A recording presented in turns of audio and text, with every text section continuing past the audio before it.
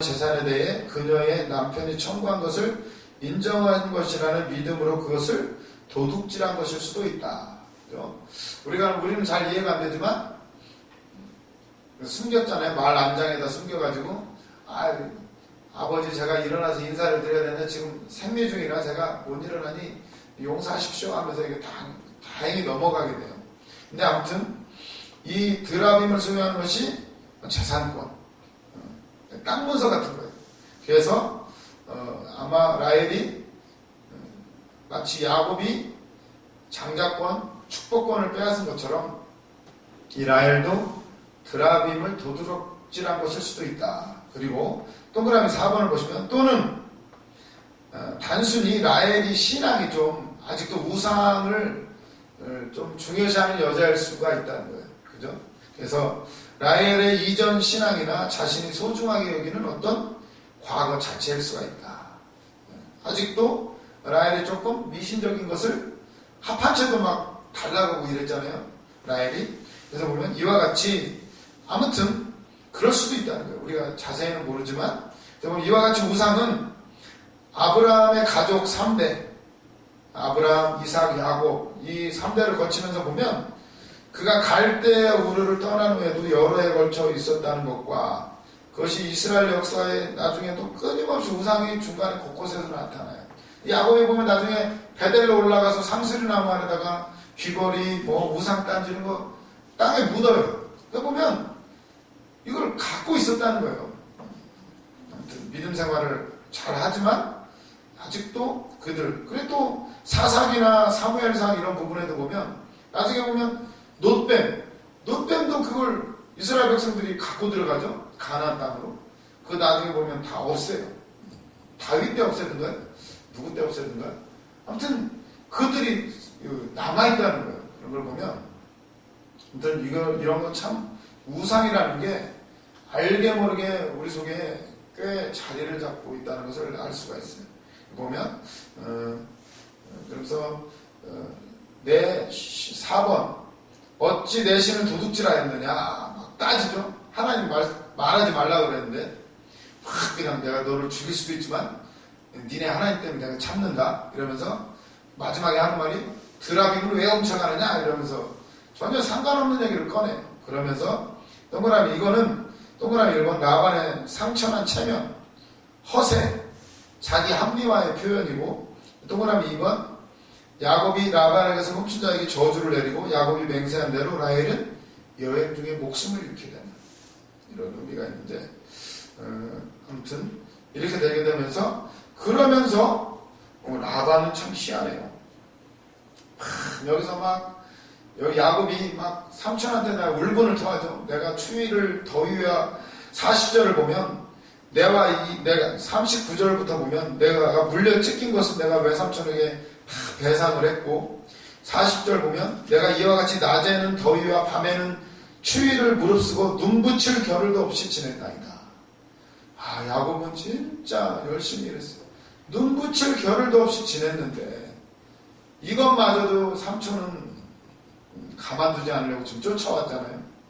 그러면서 이제 막 쏟아내기 시작해요. 야곱이 지금까지 참았다가 보면 41절 내가 외삼촌의 집에 있는 이 20년 동안 외삼촌의 두 딸을 위하여 14년 외삼촌의 양떼를 위하여 6년을 외삼촌에게 봉사하였거니와 외삼촌께서 내 품삯을 10번이나 바꾸셨으며 준다고 하고 안 주고 그것도 깎고 별짓을 다 했겠죠.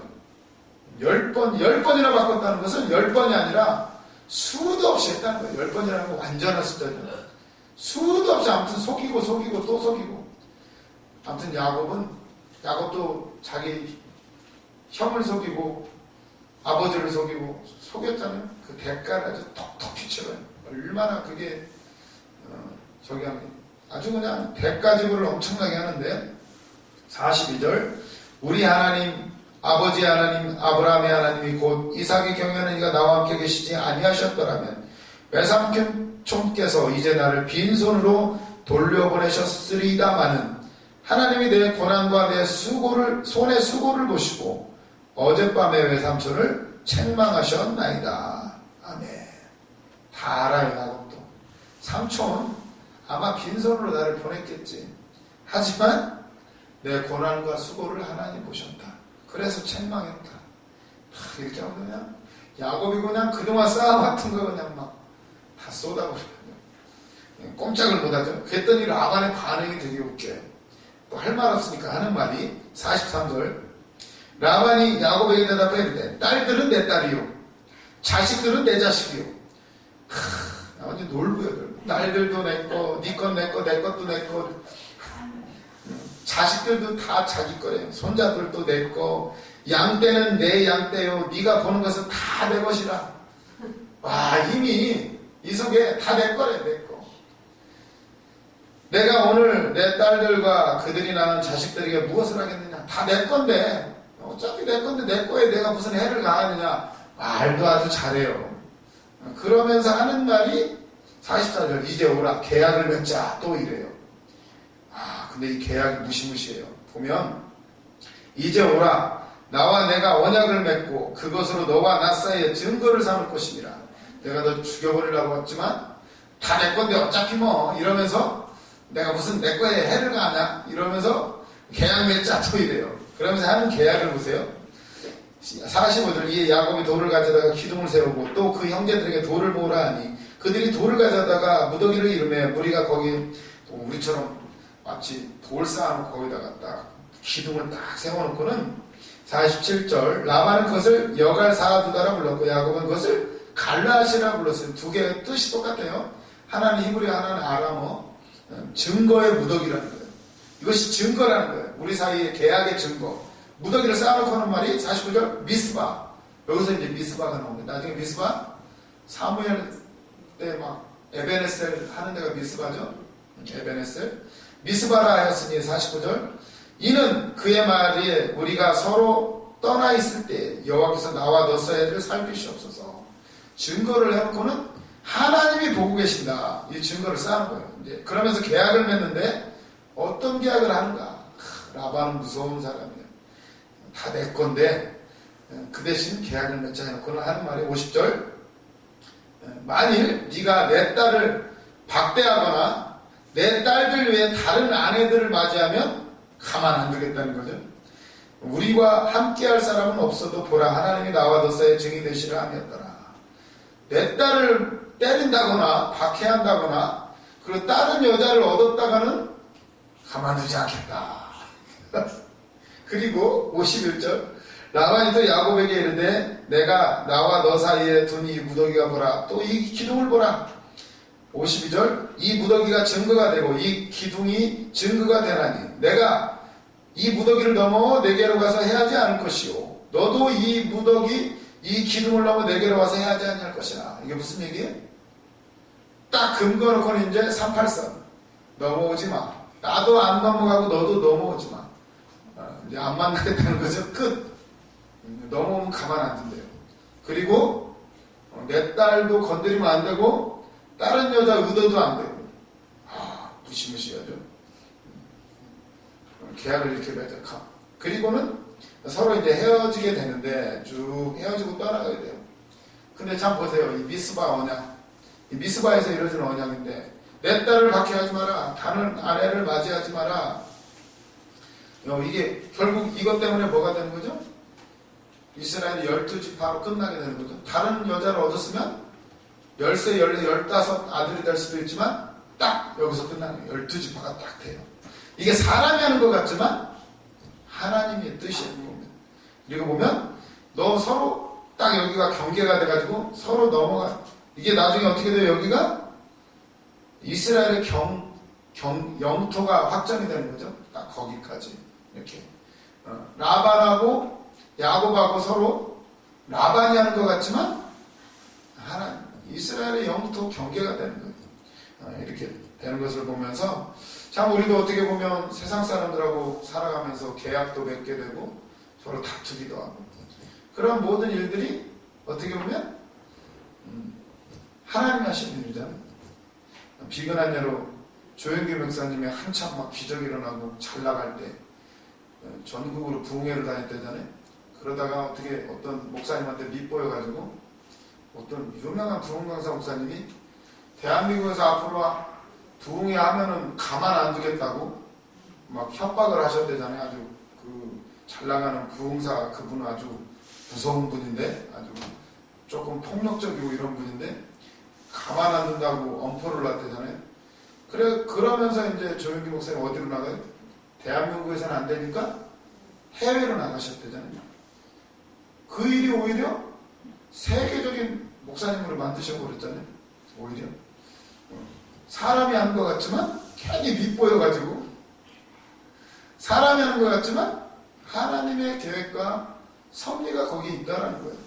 그렇다면 우리도 앞으로 일을 하다 보면 여러 가지 일들이 있겠죠. 핍박도 있을 수가 있고 여기로 올라가더니 쫓김을 당하기도 하고 그렇지만 그때마다 우리가 기억해야 될 것은 말씀.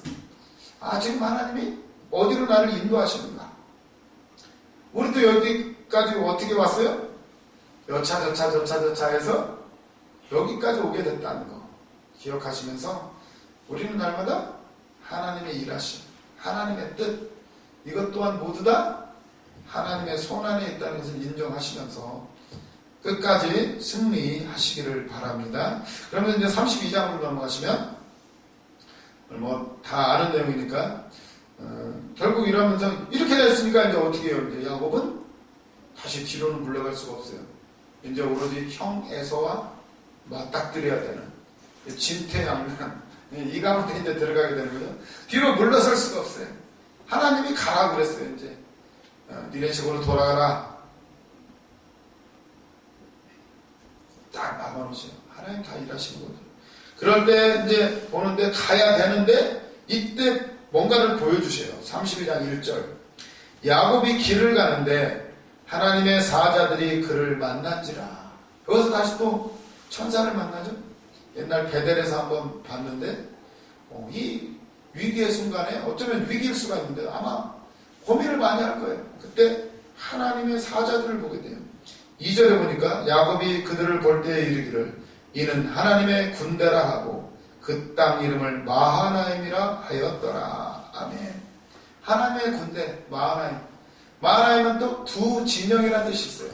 어떤 두 개의 진, 영쪽 따질 수도 있고 아마 라반과 야곱과 에서일 수도 있고 어떤 무리의 어떤 진영을 보게 돼요. 그리고는 어떤 이 환상이라고 해야 될까? 아무튼 천사를 보게 되는데 이걸 왜 보여주셨을까요? 갑자기? 예전에도 베델로 갈 때도 한번 사닥다리가 오르락내리락하는 걸 환상을 보고 어떤 사인이에요. 하나님의 군대를 봐요. 어떤 의미일까요? 지금 야곱은 군대가 있나요? 재산은 많은데 삼촌 라반한테 죽을 수도 있었고 그리고 앞으로 형을 만나야 되는데 아직 모르죠. 형한테 또 죽을 수도 있고 그때 하나님의 군대를 봐요. 왜 보여주셨을까요? 하나님이 함께한다. 너를 보호하는 군대가 있다는 것을 이렇게 보여주시게 되는데 아무튼 이 천사 앞으로 형 에서를 만나게 되는 이 야곱을 하나님 지금 격려하시는 것을 볼 수가 있어요. 내가 너와 함께한다. 이렇게 보면서 그런데도 불구하고 쭉 앞서 3절에 보면 야곱이 세일 땅 에돔 들에 있는 형 에서에게로 자기보다 앞서 사자들을 보내요. 종들을 먼저 보내요. 동태를 살피는 게 어떤가? 지금 형 기분이 어떤가? 아무튼 계속 일을 해요. 4절 보면 그들에게 명령하여 이르되 너희는 내 주 에서에게 이같이 말하라. 주의 종 야곱이 이같이 말하기를 내가 라반과 함께 거류하며 지금까지 머물러 있었사오며 내게 소와 나귀와 양떼와 노비가 있으므로 사람을 보내어 내 주께 알리고 내 주께 은혜 받기를 원하나이다 하였더니 사자들이 야곱에게 돌아와 이르되 우리가 주인의 형 에서에게 이른즉 그가 400명을 보내려고 주인을 만나려고 오더이다. 야곱이 일단 형한테 종들을 보내가지고 내 주 형 에서요 내 주여 계속 형을 존대하면서 어떻게든 풀어보려고 해요. 근데 형이 온다는 거예요. 400명의 군사를 이끌고. 그때 7절 보시면 야곱이 심히 두렵고 답답하여 야곱이 큰일 났어요. 심히 두렵대요. 하나님이 군대를 보여주셨는데 금방 또 심히 두렵고 답답해졌어요. 우리도 그럴 때 있지 않나요? 기도할 때 막 환상도 보고 막 계시도 받고 다 했어. 근데 막상 집에서는 난리가 나죠. 막 두들겨 부시고 뭐 죽여 살리려 왜 꼭 그렇게만 믿어야 되냐고 난리가 나요. 근데 야곱이 심히 두렵고 답답해져요. 그러고 나서는 야곱이 또 때를 나누고 야곱이 막 2대, 3대 나누고 또 막 8절에 보면 이르되 에서가 와서 한 때를 치면 남은 한 때는 피하리라 하고 막 남은 간격도 띄워놓고 한 때를 치면 빨리 남은 한 때라도 살아남으려고 아무튼 막 별의별 계획을 다 세워요. 보면은 이게 보면 참 이럴 때가 있죠. 우리도 분명히 보여주셨는데 하나님이 그때도 함께 하셨던 하나님이 또 함께 할 거라고 분명히 사인을 주셨음에도 아무튼 막 두렵고 떨리고 또 아무튼 막 이렇게 하면 저렇게 할 거 계획도 세워보고 여러 가지를 다 해요. 그러면서 9절에 또 기도해요. 또 기도해요. 또 두려우니까 또 기도하는 거예요. 야곱이 또 이르되 내 조부 아브라함의 하나님 내 아버지 이삭의 하나님 여호와여 주께서 전에 내게 명하시기를 내 고향 내 족속에게로 돌아가라 내가 내게 은혜를 베풀리라 하셨나이다. 기도하는 거예요. 하나님 약속하셨죠. 그때 은혜를 베푸신다고 하셨죠. 또 막 기도를 해요. 10절 나는 주께서 주의 종에게 베푸신 모든 은총과 모든 진실하심을 조금도 감당할 수 없사오나 내가 내 지팡이만 가지고 이 요단을 건넜더니 지금은 2때나 이루었나이다. 내가 주께 간구하오니 내 형의 손에서 에서의 손에서 나를 건져내시옵소서. 내가 그를 두려워함은 그가 와서 나와 내 처자들을 칠까 겁이 나기 때문이다. 주께서 말씀하시기를 내가 반드시 내게 은혜를 베풀어 내 씨로 바다에 셀 수 없는 모래와 같이 많게 하리라 하셨나이다. 그래서 하나님 나한테 말씀 주셨잖아요. 말씀을 내밀면서 나 좀 살려달라고 또 기도를 하는 거예요. 그래서 보면 2번 보시면 창세기 32장 2번 7절 야곱이 심히 두렵고 답답하여. 야곱이 보면 라반 앞에서는 굉장히 당당했죠. 막 그동안 쌓인 거 막 다 풀어 제끼고 그랬는데 에서 앞에서는 지금 엄청 움츠러들어 있어요. 왜 그럴까요? 라반 앞에서는 당 떳떳했는데 에서 앞에서는 왜 이렇게 움츠러들죠? 과거에 지은 죄가 있어서. 라반 앞에서는 죄가 없어요. 열심히 일했고 할 거 다 했고 하나님의 뜻대로 했고 다 순종했고. 근데 이 형, 이게 과거의 죄, 이게 우리를 계속 발목을 잡아요. 우리도 이 안에 쓴뿌리가 있으면 그렇게 되잖아요. 이게 어느 순간에 이게 갑자기 우울해지고 갑자기 이 마음에서 어떤 트라우마라고 그러죠. 잘 해나가다가도 딱 내가 상처받은 어떤 것만 딱 건드려지면은 다른 건 다 참는데 그 못 참는 게 있어요. 누구나 그거 자식만 건드리면 내 자존심만 건드리면 누가 내 외모만 저는 옛날에 그랬어요. 누가 내 얼굴만 보는데 입술만 보는 것 같아가지고 맨날 이러고 다녔어요. 이러고 사진 찍을 때도 이러고 찍고 건드리기만 하면 이렇게 거기 움츠러들고 사람이 폭발하고 다 참다가도 그렇게 좋은 사람이 어느 날 딱 뭐 하나 그게 희한해요. 사람이 아킬레스건이라고도 하고 쓴뿌리라고도 하고 그것만 트라우마라고도 하고 누구나 그런 게 조금씩 있어요. 근데 이게 있으면 나중에 이게 결국 사람을 두렵게 만들고 움츠러들게 만들어요. 이걸 해결해야 돼요. 주님밖에 없어요. 예수 십자가밖에 없고 그분의 무한하신 은혜 그 믿음밖에 없다는 거. 완전히 해결된 자만이 진정으로 사랑할 수가 있고 용서할 수가 있고 주의 일을 감당해야 될 줄로 믿습니다. 결국 죄가 발목을 잡아요. 그 과거의 죄 해결되지 않는 것 때문에 결국 여기서 맞닥뜨리겠는데 결국은 예수님의 십자가로만이 가능해요. 그거밖에 없어요. 때가 되면 하나님이 정리하게 하실 때가 되면 드러나게 하실 때 엎드리면 돼요. 인정하고 회개하고 털어버려야 돼요. 자꾸 감추려고 하면 나중에 더 도지죠. 이 속에서 막 스트레스 받고, 사람은 그런 것 같아. 자꾸 포장하려고 돼, 우리는. 딱 드러내면 되는데 자꾸 숨겨요. 나중에 결정적인 순간에 터져버리죠. 근데 보면 문제 자체보다 이 생각이 어렵게 만들어요. 문제. 주님 앞에 갖고 나와야 되는데 잘 아는데도 이놈의 자존심 때문에 그가 막 안 들키려고 드러내놓고 그냥 딱 해결해버리면 끝나는데, 우리는 기도로 또 사람 앞에서도 잘 해결해야 될 줄로 믿습니다. 그래서 보면 9절에서 12절까지 야곱이 또 막 기도를 엄청나게 하죠. 하나님 약속하셨잖아요. 형 에서한테 지켜주세요. 막 기도를 해요. 그러면서 쭉 넘어가시면서 이 기도가 아주, 그러면서 보면 36페이지 첫째 줄 보시면 자신의 무가치함을 고백해요. 내가 이렇게 재산을 많이 불렸는데 이것 또한 10절 보시면 나는 주께서 주의 종에게 베푸신 모든 은총과 모든 진실하심을 조금도 감당할 수 없사오니, 내가 무력하다는 것을 고백을 해요. 그리고 하나님의 신실하심, 하나님 주신 복.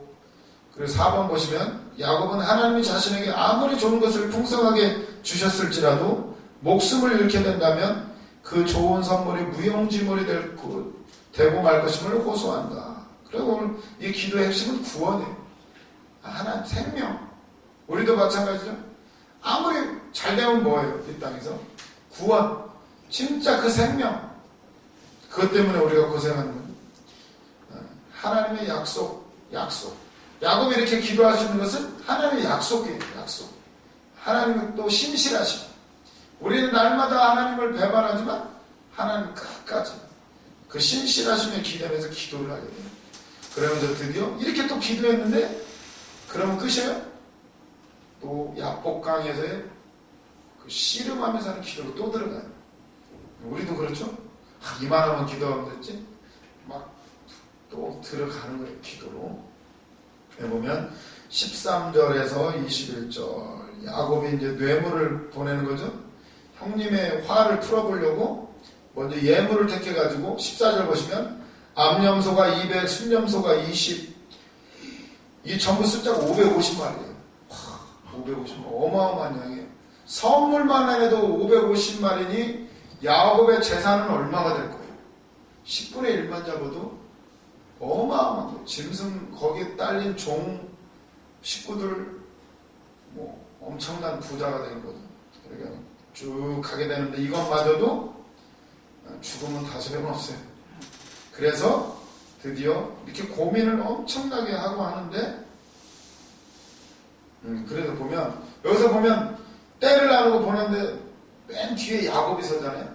야곱. 그런 걸 보면 지금 형님 앞에 막 지금 예물도 보내고 선물도 보내고 난리가 났는데, 근데 여기서 보시면 이 행위를 어떻게 봐야 되는가? 두 가지로 가능해요. 그래서 보면 이런 행위는 야곱이 예전에 도둑질한 복을 돌려준다는 의미도 있고, 그리고 3번 보시면 칼빈은 뭐라고 말했냐면 야곱의 이 행동을 사태에 수동적으로만 일하는 게 아니라 책임있게 야곱이 할 수 있는 건 다 해보는 그런 믿음의 표현일 수가 있다는 거예요. 우리도 그냥 기도만 했다고 되는 게 아니라 우리가 해야 될 부분이 있어요. 좋게 보면 야곱의 이 행동이 자기가 해야 할 부분을 하는 행동이고, 또 나쁘게 보면 이게 야곱의 불신앙적인 태도일 수도 있다는 거예요. 두 가지로 다 볼 수가 있는데, 근데 문제는 이 부분에서 보면 4번의 동그라미 1번 보시면 기도는 했지만 야곱이 하나님께 어떻게 해야 될지는 구하지 않았어요. 보면 하나님 어떤 방법을 할까요? 그걸 말하기 전에 이미 자기가 방법을 정한 거죠. 그리고 2번 야곱은 계략을 세웠고, 또 아침이 되니까 또 가족들도 나눠서 보내요. 나눠서 보내고, 그 다음에 그의 소유, 그의 가족까지 다 바친 셈이 되어버렸어요. 근데 문제는 정작 자기 자신은 안 바쳤다는 거예요. 3번. 그러나 자신은 바치지 않아요. 자기는 맨 뒤에 서죠, 맨 뒤에. 결국 항복을 받아내려 하나님의 천사를 보내 씨름을 할 때가 올 것이다. 우리도 그럴 때가 있어요. 물질은 잘 드려. 헌신은 다 해. 뭐 봉사도 다 하고 사명도 하려고 왔어. 근데 문제는 나는 드렸냐는 거예요. 다 순종해. 근데 진짜 내 마음 그 중심은 진짜로 하나님 앞에 드렸는지 그 얘기를 하는 거예요. 결국 그래서 야복강까지 가게 됩니다. 나중에 야곱이 맨 뒤에 섰다가 어떻게 되나요? 씨름을 마치고 나서는 맨 앞으로 나가요. 맨 앞으로. 이제 다 나중에 그 대목이 나오게 되는데, 그래서 이제 씨름을 하기 시작을 해요. 어떤 사람과 씨름을 하게 되죠?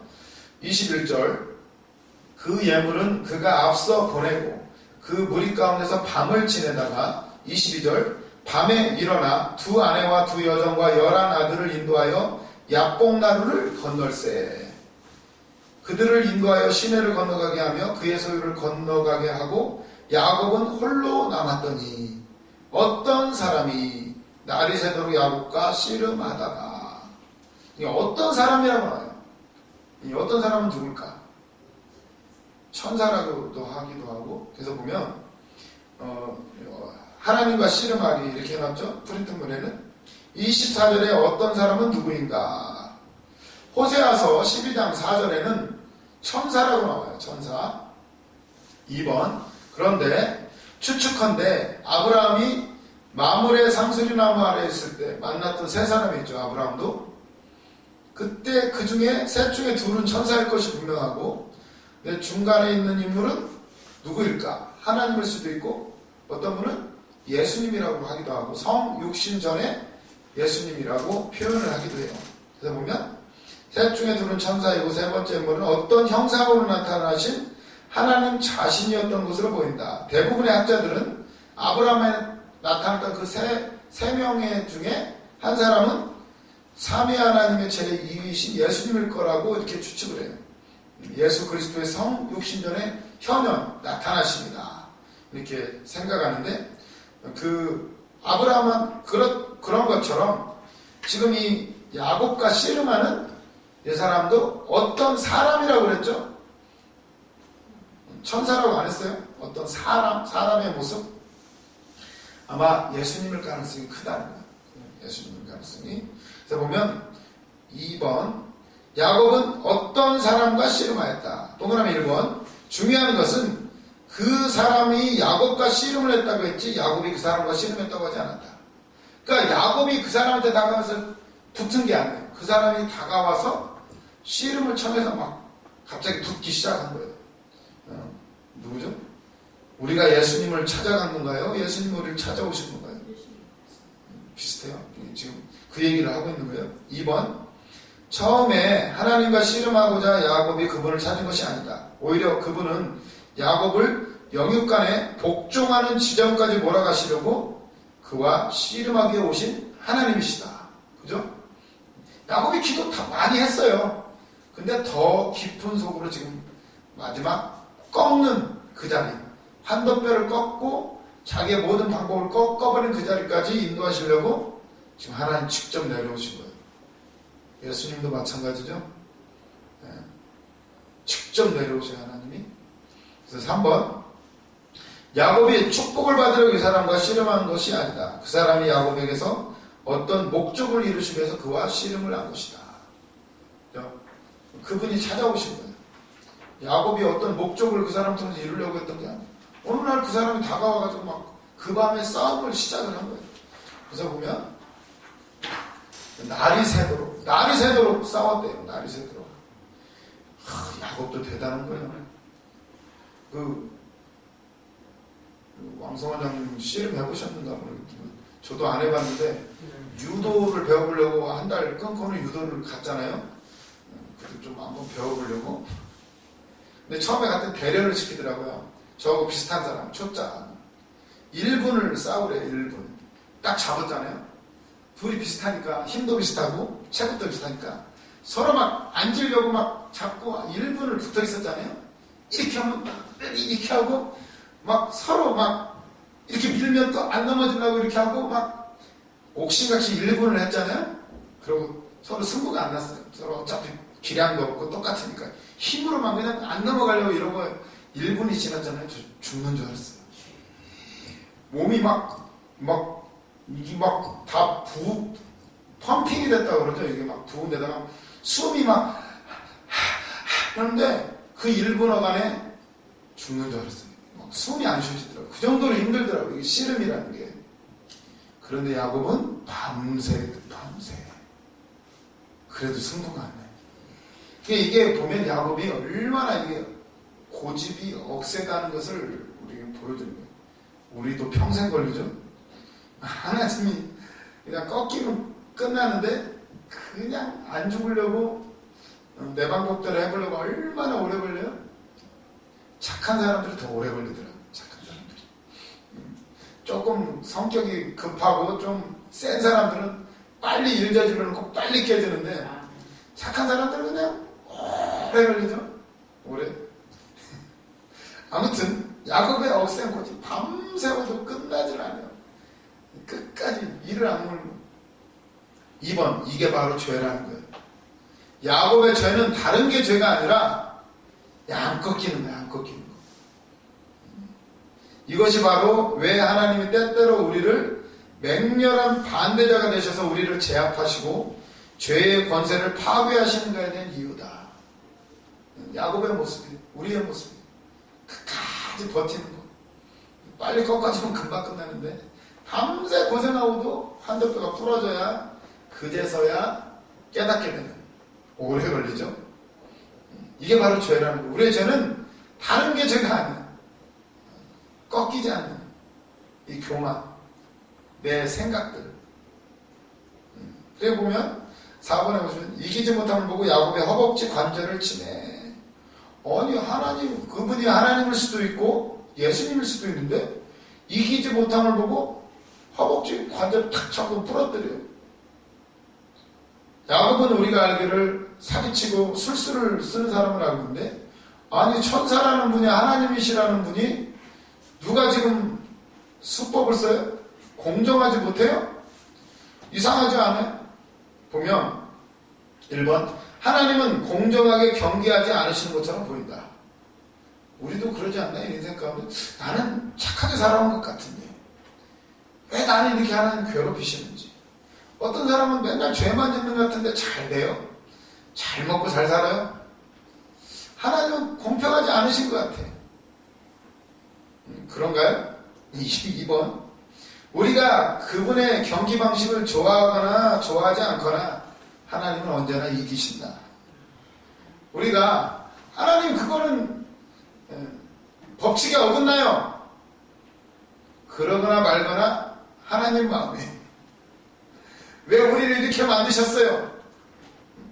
그것도 하나님 마음에. 로마서에 나오죠. 토기장이가 그릇을 만든 건 그분 마음이고, 우리가 그분께 하나님 공평하지 못해요. 바랄 수가 없어요. 어차피 우리는 죄지어서 다 죽을 인생이에요. 우리가 그분의 하는 방식이 마음에 안 들거나 우리 교회는 왜 이 모양일까? 그런 말할 필요가 없다는 거예요. 하나님의 방식이에요. 동그라미 3번, 만일 우리가 영리하다면, 그렇다면 어차피 하나님이 이기는 게임이에요. 모든 게. 그렇죠? 그렇다면 우리가 하나님과 싸워서 이기려고 할 게 아니라 빨리 항복하는 게 빠르다는 거죠. 좀 똑똑하다면 알기는 잘하는데 근데 얼마나 우리가 하나님하고 그냥 쥐야 돈 주세요. 내 소원 빨리 들어주시고요. 그것 물론 이루어 주실 거예요. 근데 뭔가 지금까지 하나님 지체하신다는 것은 뭔가 하나님 지금 작업하실 것이 있기 때문에 우리가 똑똑하다면 빨리 깨닫고 빨리 항복을 하면 빨리 끝나죠. 그건 진짜 하나님 열어주셔야 되더라고요. 남들은 다 아는데 나만 모르고 있어요. 내가 뭐가 꺾어져야 되는지. 일단 오늘 김승경 목사님께 여쭤보시기를 바랍니다. 뭐가 꺾어지면 되겠냐고. 근데 우리 목사님은 다 상태를 보시고 알아서 하셔요. 어차피 안 될 건 말씀 안 하시고 때를 기다리시는 분들. 그 지도자라는 게 그거더라. 때를 잘 기다리면서 그 사람을 기다려주는 거. 하나님 우리를 지금까지 참으셨잖아요. 아무튼 그러면서 근데 야곱이 또 매달려요. 당신이 내게 축복하지 아니하시면 내가 안 가겠습니다. 이건 또 뭔가요? 이게 고집인가요? 야곱이 패배했나요? 아니면 야곱이 약골이라서 매달려요? 나를 축복하자는 자 가지 않겠습니다. 비굴해요? 이게 보면 지금 이 야곱의 자세는 5번에 2번, 이것은 하나님의 형상으로 다시 만들어져 하나님의 뜻에 맡기는 사람의 모습이다. 야곱이 꺾였어요. 이제 야, 복 주세요. 복 주세요. 당신이 아니면 안 됩니다. 이제는 의지할 데가 없는 거예요. 3번 믿음의 모습이다. 이것은 하나님은 나와 씨름하실 수가 있다. 그러나 그분이 나를 죽일지라도 나는 그분을 신뢰할 것이다. 죽으면 죽으리다. 나에게 복 주십시오. 이제 완전히 이제 생명 내놓는 거예요. 어차피 이제 도망 못 가요. 이제 이 단계, 이제 진짜 야곱이 변화되는 순간이에요. 그러면서 그분 어떤 사람이 물어보죠. 내 이름이 무엇이냐? 이 질문이 참 중요해요. 네 이름이 뭐냐? 거기에 우리는 뭐라고 대답해요? 나는 누구누구입니다. 진짜 나는 나대로 살아왔는가? 아니면 어떤 사람을 바라보면 누가 되기를 원하면서 살아왔는가? 너는 누구냐는 말이에요. 진짜 너는 예수의 사람이냐? 아니면 세상 사람하고 비슷하게 똑같은 생각과 기준으로 살아가는가? 네 이름이 무엇냐? 1번, 야곱은 자신의 이름, 속이는 자를, 나는 이름은 야곱입니다. 나는 속이는 자입니다. 밝힘으로써 자신의 성품을 드러낼 뿐 아니라 자신의 죄를 고백한다. 난 속였습니다. 자신의 형을 속였음을 인정을 하는 거예요. 그때 이름을 바꿔주셔요.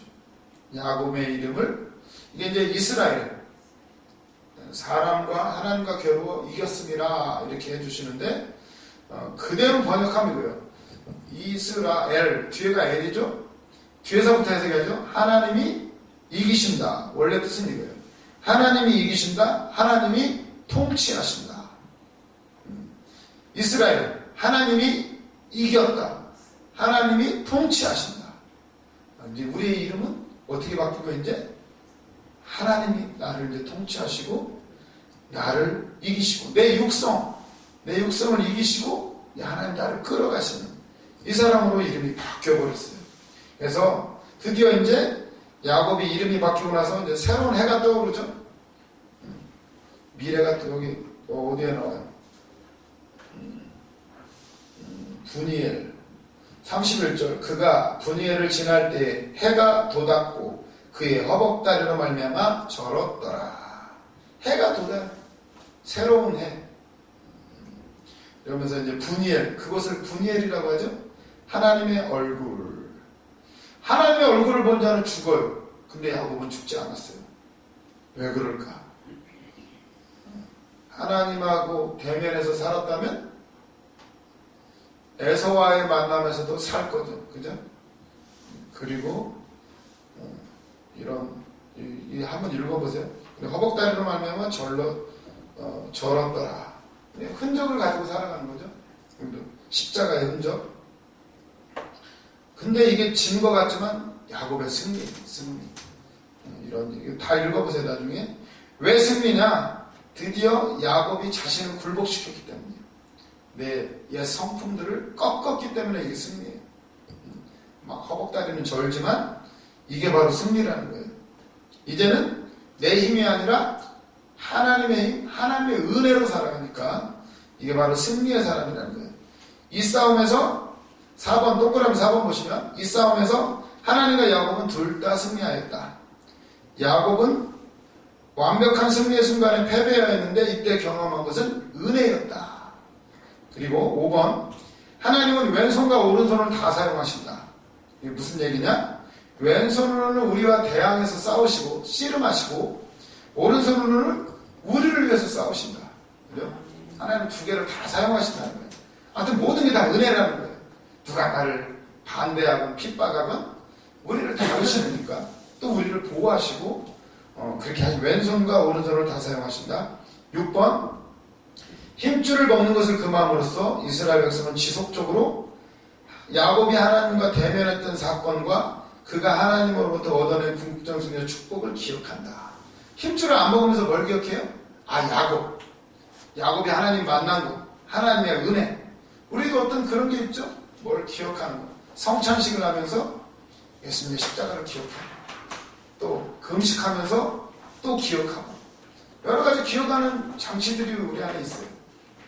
아마 베드로 같은 경우는 아침에 닭이 올 때마다 예수님이 생각났겠죠. 내가 배신했던 거, 기도하지 못해서 넘어졌던 거, 꼭 기도해야지.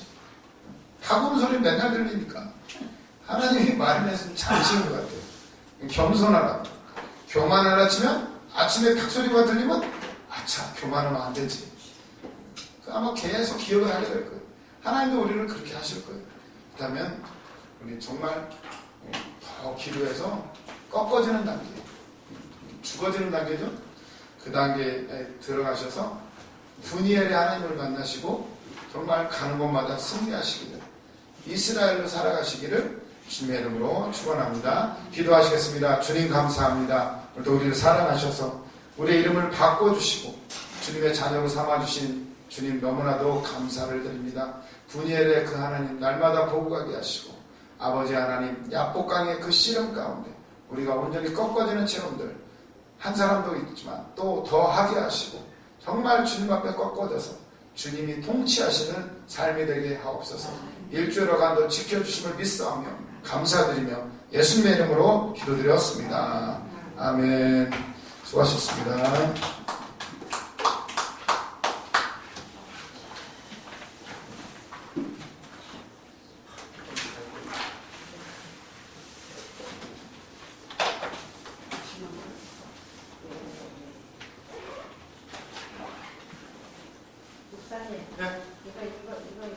네. 그냥 나도 또 강구하고 있어요. 숙제예요? 네. 숙제는 저 주시고요. 4개만 하면 90점 되고.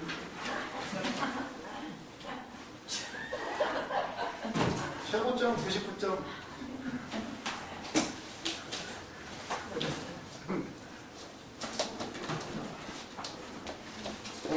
아유, 식당 뒤로 오세요. 네.